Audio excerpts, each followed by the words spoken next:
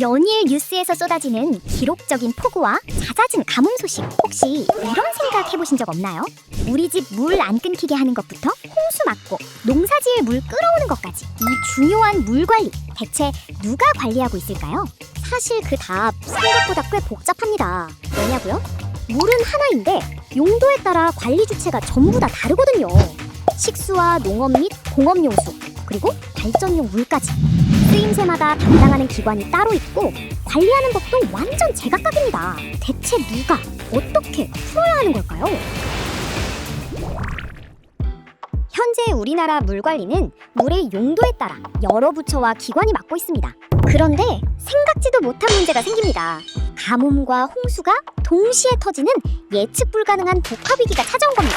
가뭄으로 당장 우리가 마실 물이 없다고 쳐볼게요. 그럼 발전용수나 농업용수를 끌어다 쓸 수 있을까요? 일상적인 상황에서는 불가능합니다. 전기는 전기대로, 농사는 농사대로 각자의 법과 우선순위가 있으니까요. 물이라는 하나의 주제에 대해서 다양한 주체들이 부처가 같이 관여하기 때문에 통합적인 관점에서 관리하는 그런 시스템이 필요해서 국가물관리위원회가 대통령 직속으로 만들어져서 활동하게 됐습니다. 한마디로 물 문제에 있어선 우리나라 최고의 컨트롤 타워인 셈이죠.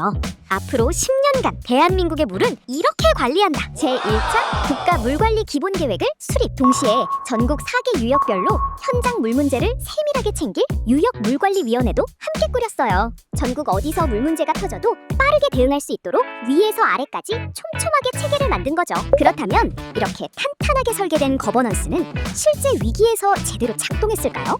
2022년부터 1년간 영산강, 섬진강 유역에는 50년 만에 가뭄이 찾아왔어요. 광주 전남 250만 명의 식수와 국가산업단지 공업용수를 책임지는 주암댐, 그 저수율이 20%대로 떨어진 거예요. 제한급수는 물론 공장 가동 중단까지 우려되는 국가적 위기 상황이었죠. 이때 주목한 건 뜻밖의 곳이었습니다. 바로 인근의 보성강댐. 이 댐은 전력을 생산한 뒤 그 물을 농업용수 등으로 흘려보내는 발전용 댐이었습니다. 전력 생산을 줄이고 그 물을 주암댐으로 보내자. 근데 여기서 문제가 생겼어요. 보성강댐을 운영하는 한국수력원자력은 전력을 생산하지 못하는 만큼 손실이 생기기 때문인데요. 그래서 관계기관들이 한자리에 모여 해결책을 만들었습니다. 국가 차원에서 그 손실을 보전하는 방안을 관계기관과 합의한 겁니다. 어느 한 기관의 일방적인 희생 없이 댐 간 연계 운영 협약이 체결된 거죠. 결과는 어땠을까요? 댐 간 연계를 포함한 대체 수자원 개발로 하루 최대 61만 톤, 광주광역시 전체 시민이 하루 종일 쓰고도 남는 물이 주암댐으로 추가 공급됐습니다. 한 기관이 혼자 결정했으면 절대 불가능한 일이었는데 위원회가 나서서 조율한 덕에 가능했던 거죠. 유독 물을 두고 지역 간, 기관 간 갈등이 반복되는 데는 사실 구조적인 이유가 있어요. 지금까지 우리나라 물 공급은 댐 중심으로 이뤄져 왔어요. 취수원이 하나이다 보니 상류와 하류, 농업용수와 생활용수 간 이해관계가 복잡하게 얽힐 수밖에 없는 구조였던 거죠.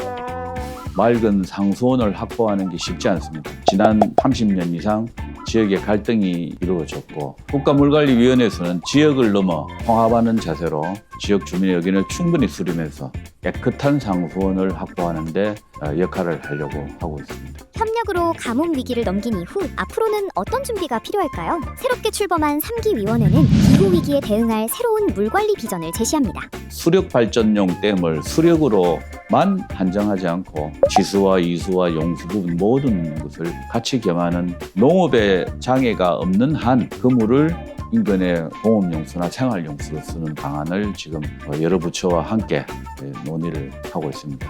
여기에 과학기술도 더했습니다. 기상과 유역을 통합한 초지능형 AX 디지털 트윈을 구축해 용수 부족을 선제적으로 예측하고 댐 방류 의사결정 체계까지 AI로 표준화하겠다는 겁니다.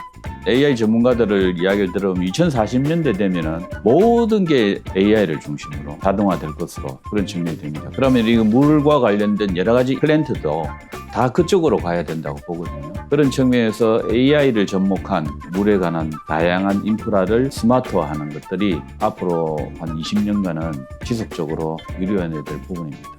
취수원을 다각화하고 AI로 수요와 공급을 미리 예측하는 것, 이해관계가 복잡한 물 문제를 기술과 데이터로 풀어가는 것, 이는 3기 위원회가 만들어가는 전환의 새로운 방식입니다. 김좌관 민간위원장은 기후위기 시대의 새로운 물관리 생존법을 제시했는데요. 우리가 살아가는데 가장 현대 문명에 필요한 게 전기 그리고 물, 이런 기본적인 인프라.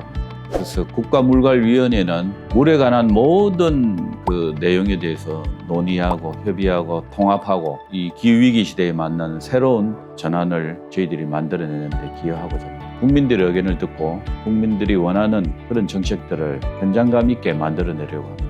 지금까지 우리나라 물관리 협의체계와 국가물관리위원회의 역할을 살펴봤는데요. 일상 속 물관리에 관한 여러분의 생각 그리고 3기 국가물관리위원회에 바라는 점을 댓글에 남겨주세요. 국가물관리위원회가 여러분의 소중한 의견 귀담아 듣겠습니다.